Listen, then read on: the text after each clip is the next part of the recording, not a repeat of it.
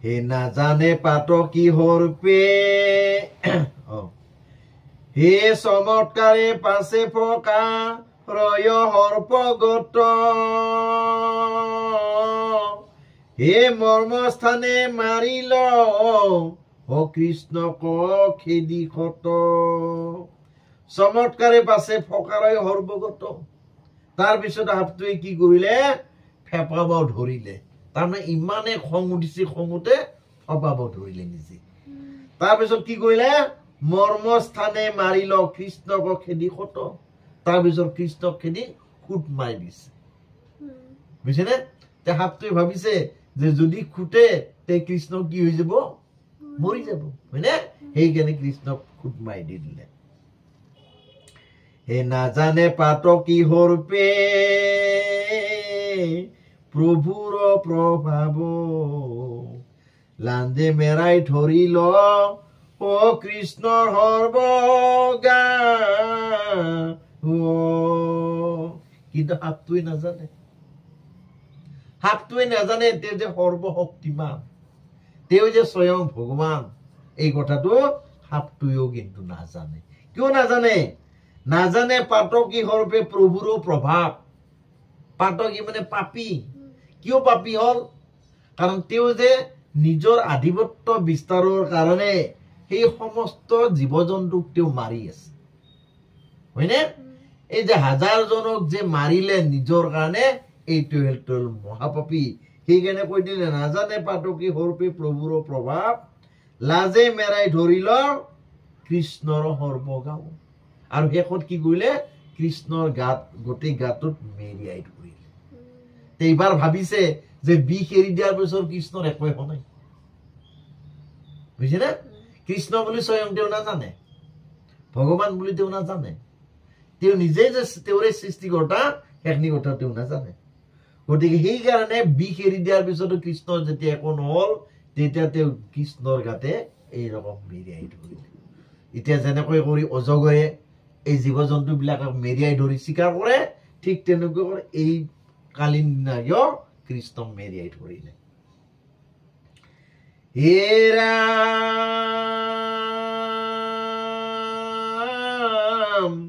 হে কৰিলে ক বন্দী গোবিন্দক ক্ৰূৰ কালী ও বিষৰ জালাত আছে তন বনমালী যেতিয়া সেই ক্ৰূৰ কালীয়ে ভগৱন্ত কৃষ্ণক বন্দী কৰি দিলে তাৰমানে এনেকৈ মেৰিয়াই ধৰিলে মানে কি বন্দী কৰিলে আৰু লৰচৰ কৰিব নোৱাৰাকৈ বুজিলানে গতিকে বিষৰ জালাত অচেতন বনমালী তে এই যে হেৰি কৰি মেৰিয়াই ধৰিলে মেৰিয়াই ধৰাৰ কাৰণে বিষ নহব কৰে ভগৱন্ত অচেতন হল অচেতন কি হল তেওঁ এইটো লীলাহে কৰিলে বুজিনে কাৰণ তেনেকৈ সৰ্প কোটিতকৈ কোটি সৰ্প ইহঁতক একো কৰিব নোৱাৰে স্বয়ং ভগৱান হয়নে সৰ্বশক্তিমান গতিকে সৰ্বশক্তিমান ভগৱন্তক কি কৰিব কোনো একো কৰিব নোৱাৰে কাৰো ক্ষমতা নাই গতিকে তেওঁ কি কৰিলে এইটো অচেতন হৈ পৰিলে লীলা দেখুৱালে বাকী বিলাকে কি কয় এই গোপিনী বিলাকে কি কয় মাক কি কয় গোপিক বিলাকে কি ভাবে হয়নে সেইটো অৰ্থাৎ ভকতৰ হেৰি চোৱাৰ কাৰণে ভগৱন্তই এইটো পৰীক্ষা ললে পৰীক্ষা কৰিলে হে ৰাম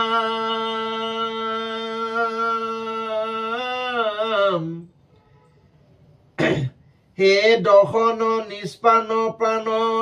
নেখেলৈ না সাত হো নেমেনন্তে নেত্ৰ আতি অমিত সাক্ষাৎ তে ভগৱন্তই অচেতন হৈ পৰিলে চকু দুটাও মেলি দিয়া নাই তেতিয়া বাকী বিলাকে ভয় নকৰিব যিবিলাক সেই লগৰ হেৰি লৰা আছে হেৰি গোপিকু বিলাক আহিছে গোপিনী বিলাক আহিছে মা যশোদা আহিছে সকলোৱে ভয় কৰিব হয়নে সেইটো হেৰিটো ৰং চোৱাৰ কাৰণে ভগৱন্তই এইটো লীলা দেখুৱাই দিলে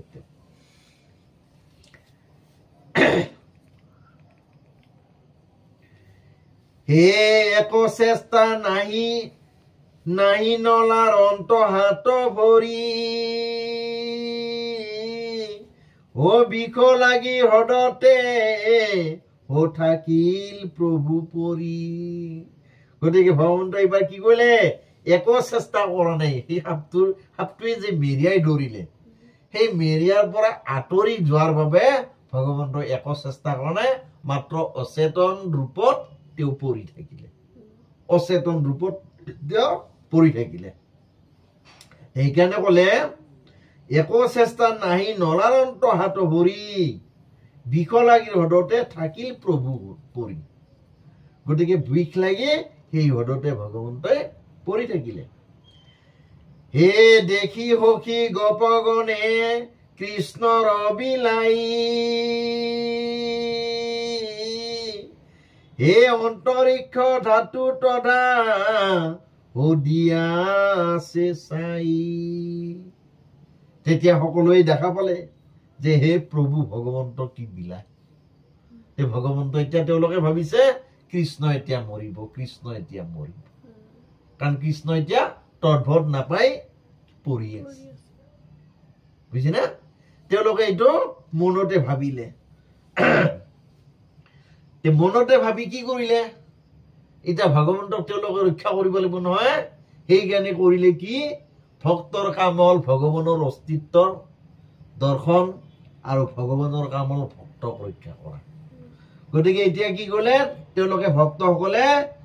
হে হা নাথ কৃষ্ণ কিন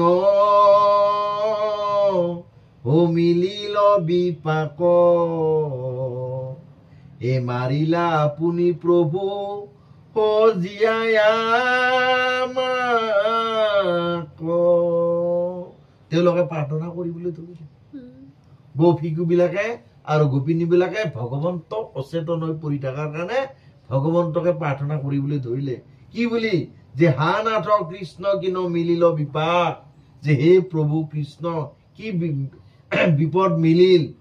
যে মাৰিলা আপুনি প্ৰভু মৰিলা আপুনি প্ৰভু জীয়াইও আমাক হে প্ৰভু তুমি আমাক জীয়াই তুলিলা কিন্তু নিজেইতো মৰিলা তুমি নিজেই মৰি আমাক জীয়াই তুলিলা যে হে প্ৰভু তুমি কৰা কিবা কৰা গতিকে প্ৰভু ভগৱন্তৰ কাৰণে তেওঁলোকে কি কৰিলে প্ৰাৰ্থনা কৰিলে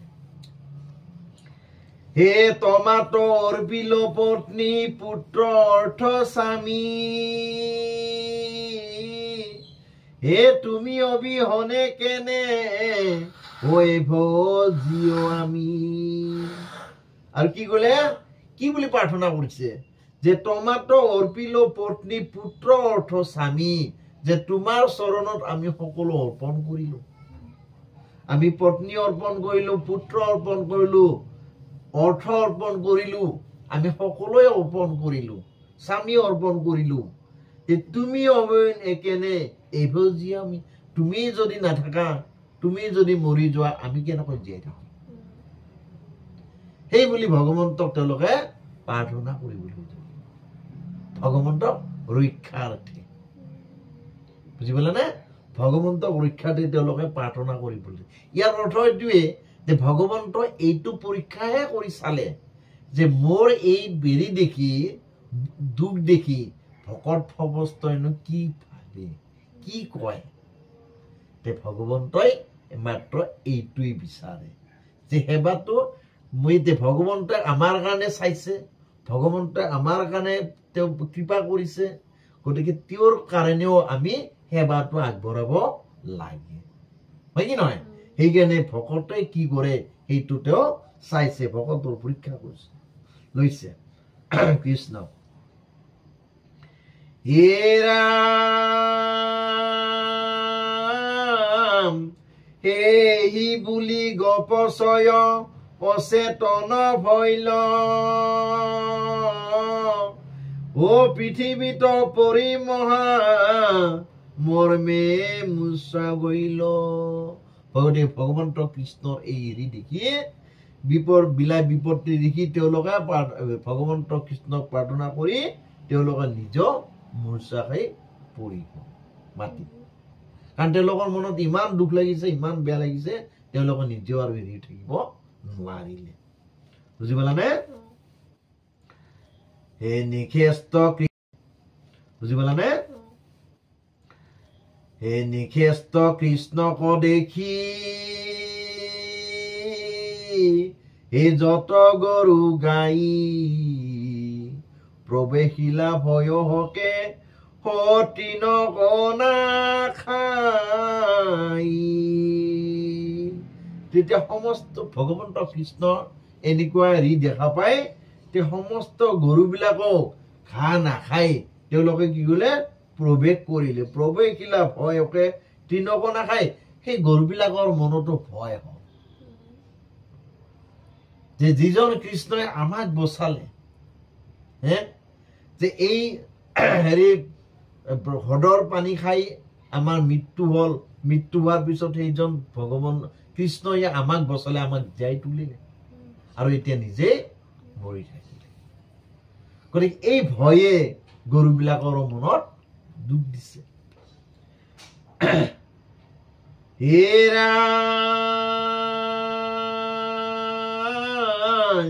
হে কৃষ্ণ মুখ নিৰেখি থাকিলা কান্দি ৰহি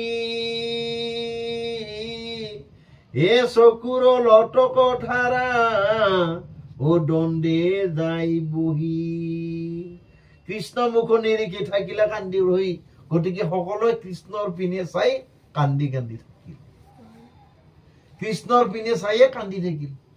কিয় কান্দি থাকিল মনত দুখ লাগিছে যে যিজনে আমাক বচালে কিন্তু নিজে এতিয়া মৰি থাকিল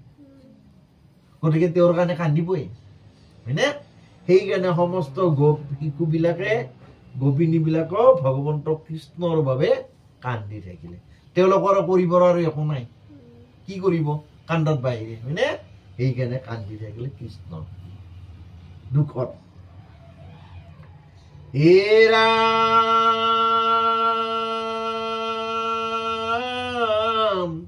হে গকুলত মিলিল মহত উৎপাত হে ঘনে ভূমি লৰৈ পৰে ই সগনে নিৰ্ঘাত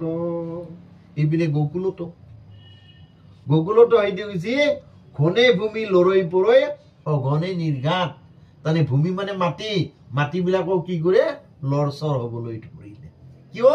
যে বিপদৰ আগজাননী দিছে যে য'ত স্বয়ং ভগৱন্ত অচেতন হৈ পৰি থাকিলে আমি আৰু কেনেকৈ জীৱিত হৈ থাকিম যদি ভগৱন্তই অচেতন হৈছে হয়নে সেই কথাটো ভাবি গকুলত সেই অৱস্থা হ'ল কৃষ্ণ হে অনাৱে উভৰি পৰৈ তনু তৰু বাটে বাটে আতাচ হো পাৰন্তই ফেৰ ফুৰৈ ফেৰু অনাভাৱে উভৰি পৰৈ তৰু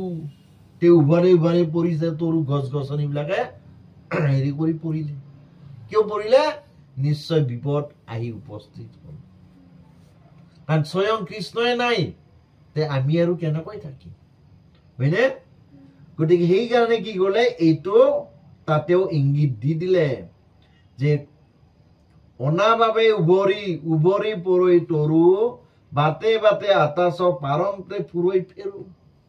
ফেৰু মানে এই হেৰি এই কি বুলি কয় চৰাই কিছুমানে এই হেৰি চৰাইবিলাকে যে বেয়া ইংগিত দিয়ে মাতে সেইটোৱে বাটে বাটে মাতি ফুৰিলে অৰ্থাৎ বেয়া ইংগিত দিলে কি ইংগিত যে স্বয়ং কৃষ্ণ এই কালিন্দী হাড়ৰ বিষত বা যেতিয়া মেৰিয়াই দলে মেৰি গাৰ বিষত তেওঁ অচেতন হৈ পৰি থাকিল বাকীবিলাক আৰু কেনেকৈ জীৱিত হৈ থাকিব হে সগনে বৰিষে মেঘে হালধি ৰুধিৰ কাম্পায় হৃদয় তনু হে মননু হিথিৰ হ নেত্ৰৰ লটক আতি বহে অবিশ্ৰাম হে যশোদাৰ দক্ষিণ নন্দৰ ফন্দৈ বাম নেত্ৰৰ লটক আতি বহে অবিশ্ৰাম এই কথাটো কি গম পাই গ'ল ইপিনে স্বয়ং যশোদা আৰু নন্দ তেওঁলোকক গম পাই গ'ল ভগৱন্ত নিজৰ কাৰণ তেওঁলোক কৃষ্ণ তেওঁলোকৰ পুত্ৰ হয়নে যদিও সাক্ষাৎ নাৰায়ণ তথাপিও পুত্ৰ হৈ তেওঁলোকৰ কলাত ডাঙৰ দীঘল হৈছে হয়নে এইটো গতিকে সেইকাৰণে তেওঁলোকৰ মনতো সেইটো ভয় হৈ গ'ল হে দেখি বিমংগল গপ গোপী ধাতু নাই হে ভৈলক দ্ৰুতে নন্দৰ হে মন্দিৰে কথাই হবে বলৈ বলাই আজি লগত নগৈল কৃষ্ণৰ তথাত কথা হে অথন্তৰ ভৈল এই নন্দৰ যশোদাৰ ওচৰত গৈ এই গোপীবিলাকে ক'লে যে আজি কৃষ্ণৰ এনেকুৱা হ'ল গতিকে নন্দ যশোদাই ভাবিলে যে আমি লগত নগলো নোযোৱাৰ কাৰণে আজি কৃষ্ণ এনেকুৱা কৰি দুখ হ'ল বুজিছেনে কৃষ্ণ বিপত্তি হ'ল গতিকে তেওঁলোকে কৃষ্ণৰ ওচৰলৈ দৌৰি আহিলে হে ৰাম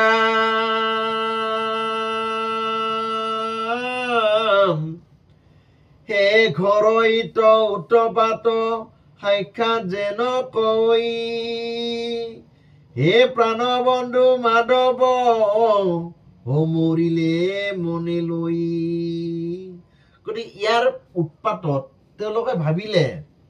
যে এই কালিন্দী নাগৰ উৎপাতত ভগৱন্ত কৃষ্ণ কি হ'ল মৰি থাকিলে তেওঁলোকে ভাবিলে হেৰি কি বুলি কয় নন্দ আৰু যশোদাই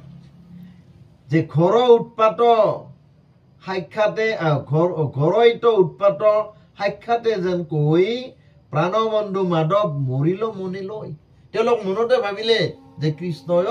কি হ'ল ইয়াৰ অত্যাচাৰত মৰি থাকিলে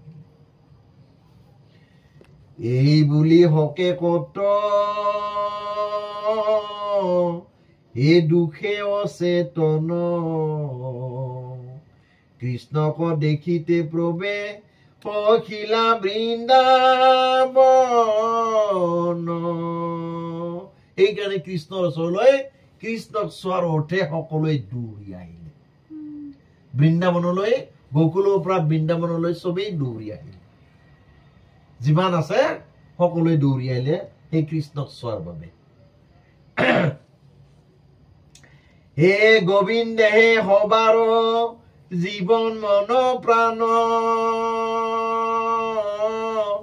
হে আবাল পৰ্যন্তে যায়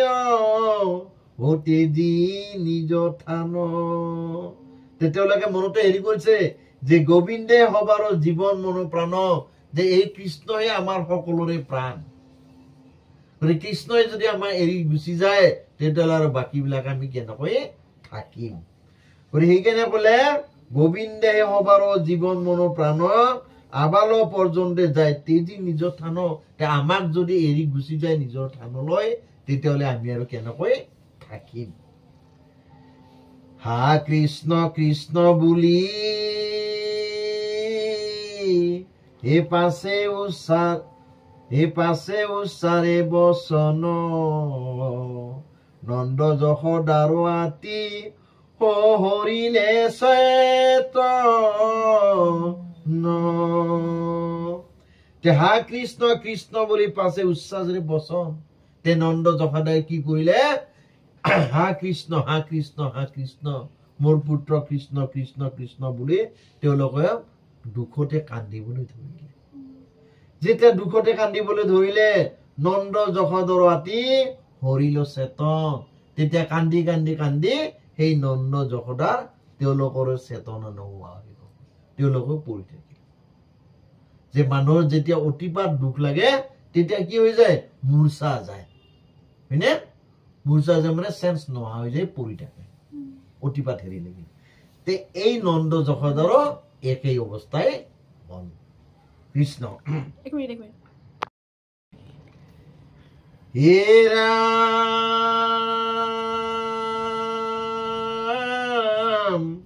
হে হা বাপ কৃষ্ণ পুত্ৰ কি দেখ অবিলায় হে গোবিন্দৰ খোজতে হে পৰন্তে দুয়ো যায় এতিয়া নন্দ যশোদাই কান্দিবলৈ ধৰিলে এনেকৈ বিলাপ কৰিবলৈ ধৰিলে কি বুলি যে হা বাপ কৃষ্ণ পুত্ৰ কি দেখো বিলাই যে হে পুত্ৰ হে মোৰ বাপ তোমাৰ বিলাই আমি দেখিব পৰা নাই সহ্য কৰিব পৰা নাই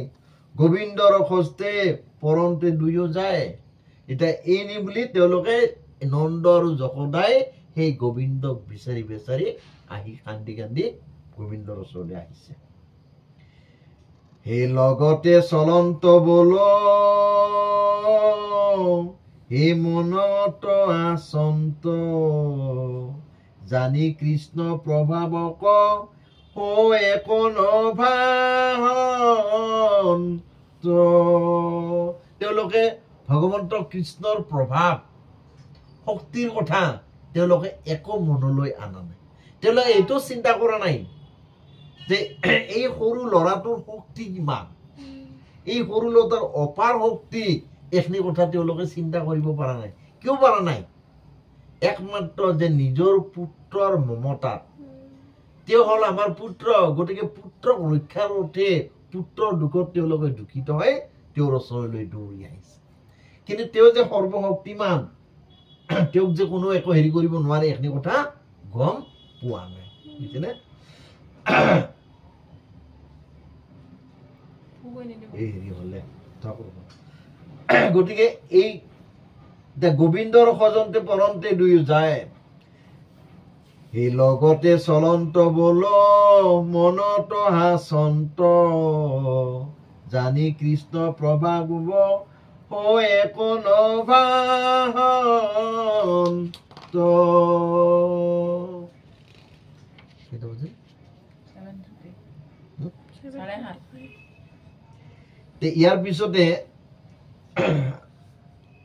ইয়াৰ পিছতে ভগৱন্তই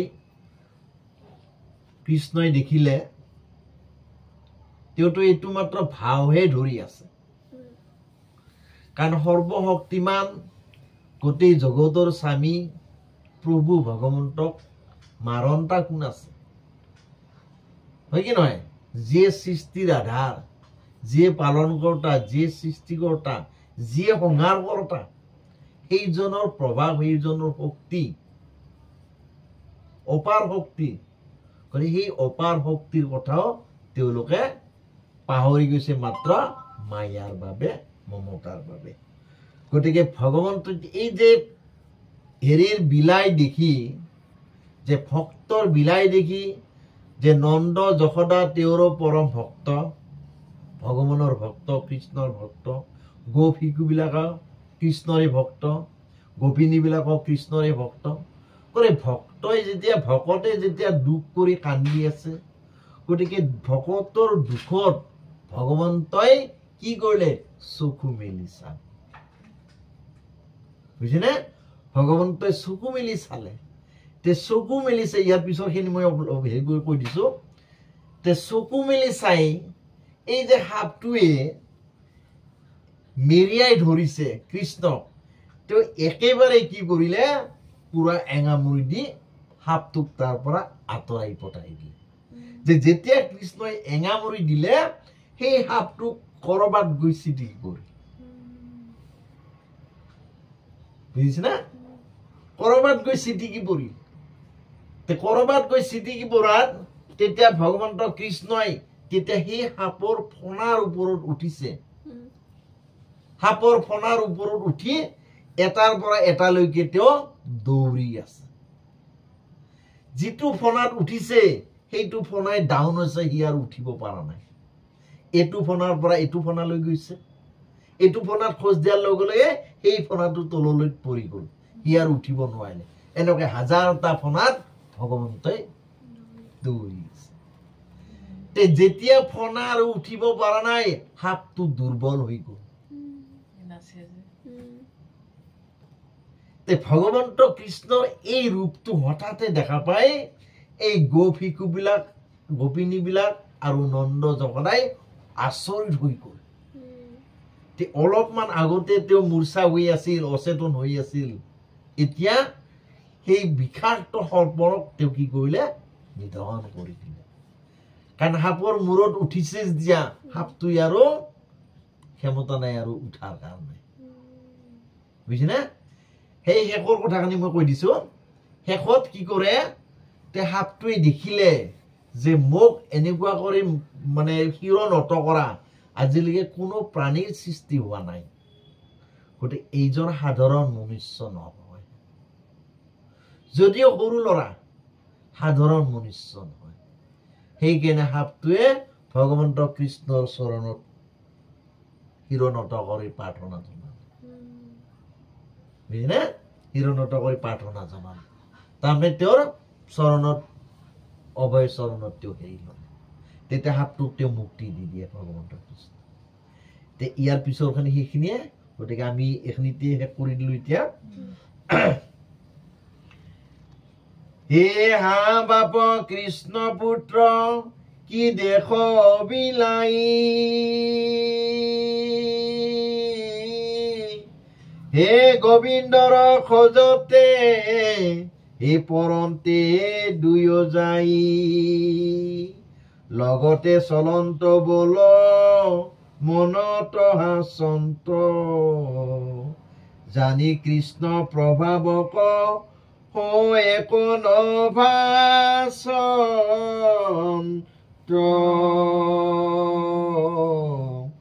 কৃষ্ণ নারায়ণ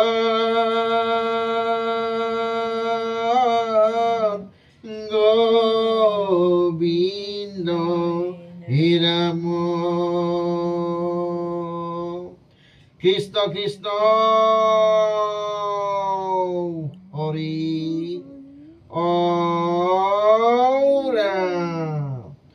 জয় জয় কৃষ্ণ জয় জয় রাম কৃষ্ণ জয় জয় প্রভু নারায়ণ জয় জয় জগৎ গুরু শ্রীমন্ত শঙ্কর কৃষ্ণ কৃষ্ণ হরি অপরাধ বিনাখন তজু নামে নারায়ণ জানি নামে পকিলু হরণে আন গতি নাই কে মরণি অপরাধ ক্ষমা করি তুমি দয়াশীল হরি হিমক ৰক্ষা কৰিয় চৰণী ৰাম হিমক ৰক্ষা কৰিয় চৰণী কৃষ্ণ কৃষ্ণ হৰি ৰাম শ্ৰীমন্ত শংকৰ হৰি ভকতৰ জানা যে নকল্প তৰু